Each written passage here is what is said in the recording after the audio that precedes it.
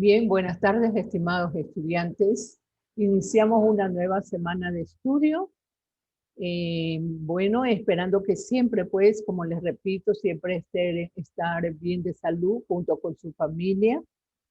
Bien, señores, vamos entonces a comenzar con el tema de esta semana. Si recordamos, la semana pasada estamos viendo desde la conquista de los españoles a América. Bien, vimos que el año de la conquista, el año que llega Colón a América, un 12 de octubre de 1492, pero vemos que ya Colón encuentra ya como habitadas estas islas. Bien, señores, vamos a continuar con el tema. Ya no sería la conquista, sino que entramos al sistema colonial.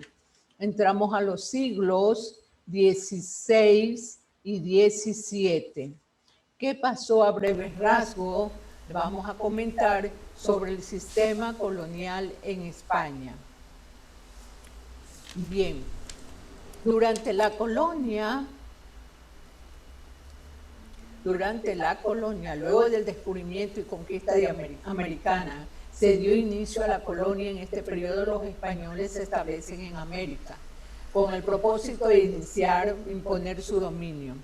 En los siglos XVII y XVIII, la América hispana fue dominio del rey de España, quien nombró gobernantes y administradores para establecerse en los territorios en su nombre. Podríamos decir que los españoles se impusieron aspectos lo que fue el resultado de la fusión de culturas a lo que llamamos hoy nuestra América mestiza. Recuerden pues que se unieron las dos razas, la blanca con la india, y resulta pues la raza mestiza. Ahora, colonizar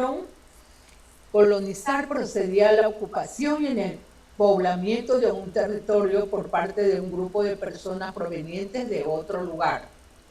Luego de la conquista, los descendientes de los conquistadores permanecieron en América. A ellos se les suman los miles de españoles que vinieron a colonizar y que se establecieron en territorios americanos. ¿Cómo fue su organización política? En primer lugar, en España, para una mejor organización de las colonias, el rey de España crea dos instituciones. ¿Cuál va a ser esas dos instituciones? Primero, la Casa de Contratación. ¿Y de qué se preocupaba? ¿De qué se ocupaba? De la organización y recursos de América. Y en segundo lugar, tenemos el Real Consejo de Indias, que se dedicaba a la justicia y a la administración colonial. Esas fueron las dos organizaciones creadas en España. Ahora vamos a ver cómo los españoles crean forma de explotación económica durante la colonia. Así tenemos una de ellas, las mitas. ¿Qué eran las mitas? El término mita proviene de la lengua quichua. Los españoles lo utilizaron como su propio sistema de trabajo. ¿Y cómo funcionaba la mita? La mita fue utilizada en distintos ámbitos de la economía, por tanto, estamos ante un sistema económico perfecto para los españoles. Bien, esto entonces fueron las mitas, que fue un trabajo tributario colectivo, ¿no? Colectivo que fue adoptado y aplicado por los españoles, pero con un sentido muy distinto al que se dieron los pueblos indígenas. Luego de las mitas, estamos viendo la forma de explotación, tenemos los obrajes. ¿Qué eran los obrajes? Inicialmente el trabajo en los obrajes estuvo regido por el sistema de mita. Las obligaciones tributarias determinó que se pagaría salarios a la población indígena. Sin embargo, el trabajo obrajero estaba manejado de modo anárquico. El obraje consistía en la extracción de metales preciosos hizo que surgieran poblados alrededor de los yacimientos que requirieron abastecimiento de alimentos, manufacturas y bestias de carga. Con este sistema se incrementó la explotación agrícola y ganadera, que junto a la construcción de caminos constituyeron un incipiente impulso económico protoindustrial limitado por los controles monopólicos impuestos por la corona a favor de la metrópoli.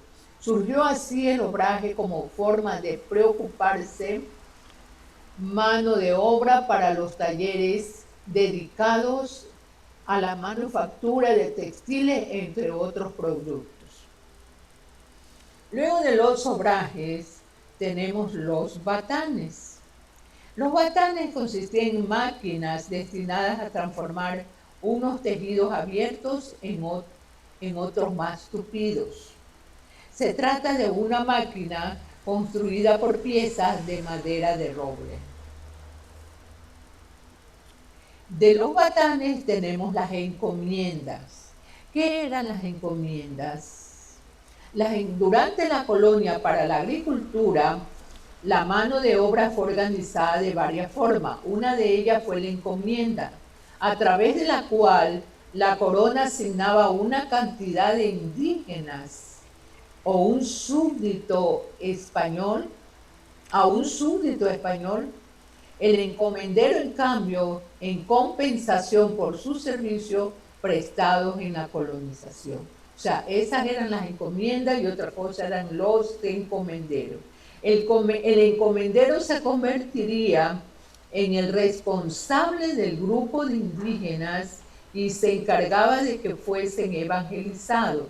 De los nativos obtenía el beneficio del trabajo que estos realizaban para el encomendero. O sea, era la asignación por parte de la corona de una determinada cantidad de aborígenes a un súbdito español. Esas eran las encomiendas. De ahí surge el encomendero, que es lo que expliqué, que se convertiría en el responsable del grupo de los indígenas. Y luego tenemos los primeros años de las encomiendas. ¿Qué eran las haciendas? Era una organización económica en la época colonial. Las propiedades agrícolas, las haciendas, eran los ejes de la vida económica. Estaba formada por terratenientes indígenas que trabajaban en las actividades agrícolas. El trabajador estaba sometido al patrón. La explotación agrícola cobró gran importancia. De este modo se acentuó el proceso de consolidación del latifundio como eje de todo el sistema económico. Bien, señores, hemos visto a grandes rasgos cuáles fueron las formas de organizar la mano de obra de los españoles. Tenemos un pequeño video para reforzar los conocimientos que hemos visto. Bien, entonces pongamos atención al siguiente video.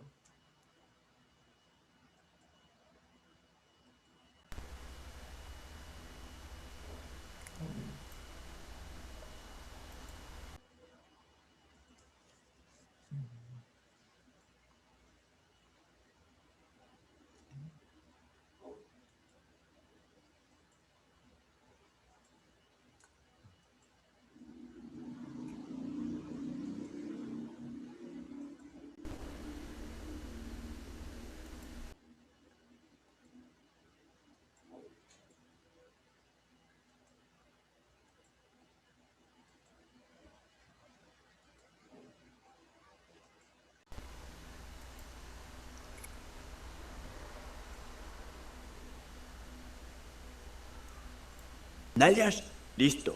De visita al nuevo mundo. Sandalias, listo. Una toalla para la playa, listo. Malla, listo.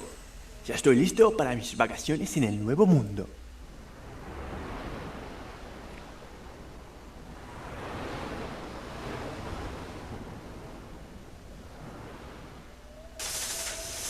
Recorcholis.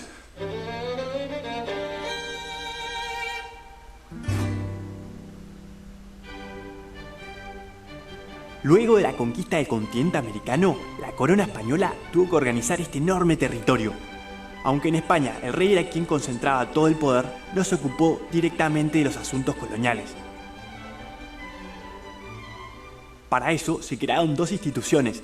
La Casa de Contratación, que se ocupó de la organización del comercio de las colonias, era la responsable de recaudar los impuestos y controlar la aduana, y el Real y Supremo Consejo de Indias, que se ocupó de la justicia y la administración colonial. Elaboraba las leyes y asesoraba al rey respecto a los posibles candidatos para ocupar los cargos de poder en América. En un principio, estos cargos le pertenecieron a los conquistadores, pero muy pronto, la corona se dio cuenta de las riquezas que había en estas tierras, así que poco a poco empezó a quitarles los enormes poderes que les había dado. Los conquistadores que en un principio habían sido nombrados adelantados fueron desplazados por otros gobernadores que eran nombrados por el rey y el Consejo de Indias. Luego se dividió el territorio en dos grandes virreinatos, el Virreinato de Nueva España y el Virreinato del Perú. Cada uno era gobernado por un virrey, que era el representante del rey en América. El virrey se encargaba de la organización política y económica de su región. Las distancias entre los continentes eran enormes, lo que hacía que cualquier decisión proveniente de España tardase mucho tiempo en llegar. Tanto es así que las autoridades españolas en América solían desobedecer respetuosamente las órdenes del rey. Se acata, pero no se cumple, se solía decir. Para asegurarse que se estuvieran haciendo las cosas bien en las colonias, la corona implementó distintos mecanismos. Por un lado, cuando un funcionario dejaba su cargo, se enfrentaba a un juicio que buscaba determinar cómo había desempeñado su rol. Por otro lado, implementaron la visita. En este caso, un supervisor inspeccionaba al funcionario mientras seguía en su cargo. Los visitadores elaboraban un informe secreto detallando la situación en las colonias. Para consolidar su poder en las colonias, la corona española necesitaba poblar el territorio del nuevo continente.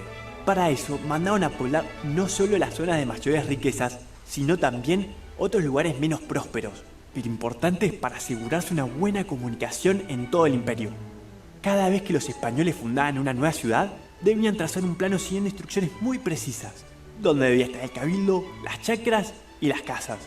A veces las ciudades eran destruidas por los nativos, y otras veces debían trasladarla. La ciudad de Barco, por ejemplo, fue fundada 3 veces en distintos lugares.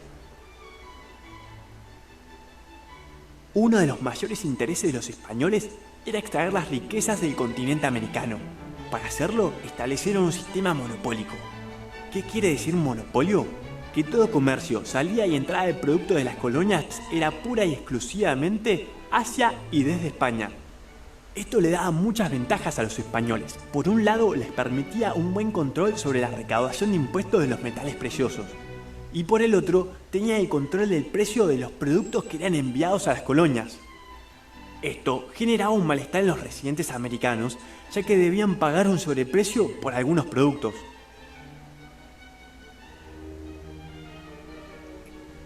Dos veces al año salió una flota de barcos que permitía enviar mercaderías de un continente a otro. Esta flota consistía de varios barcos mercantes protegidos por galeones, grandes barcos de guerra. De esta forma evitaban los ataques de barcos piratas. Los barcos que partían de España se dirigían al Caribe. Luego, algunos iban hacia Veracruz en México y otros a Portobelo en Panamá.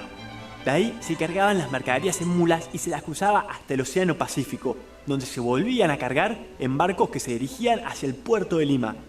Finalmente, eran transportadas una vez más en mulas hacia los diferentes pueblos. Este largo viaje era muy caro y hacía que los precios de los productos lleguen hasta las nubes.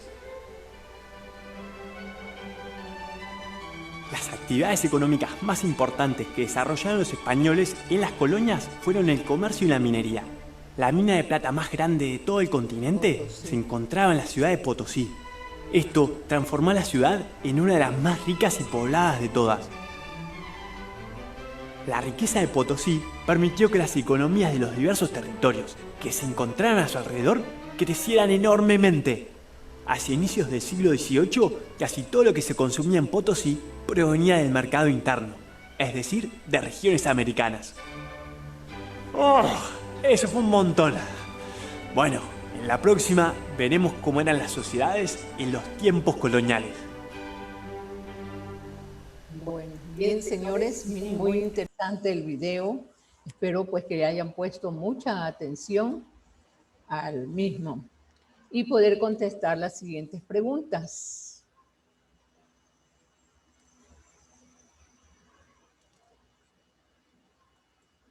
Tenemos la primera pregunta. ¿Cómo subsistían las colonias? Segunda pregunta. ¿Cómo se llamaban los gobernantes nombrados por la corona española para dirigir los territorios? Y tercera pregunta. Nombre las instituciones creadas en España para administrar en la colonia.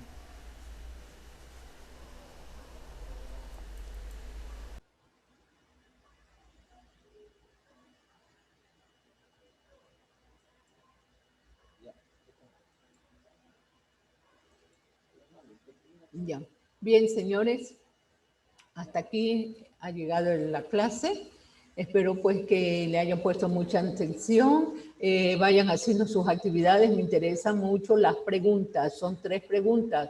Por favor, váyanlas desarrollando. Bien, entonces nos vemos hasta la próxima. Gracias.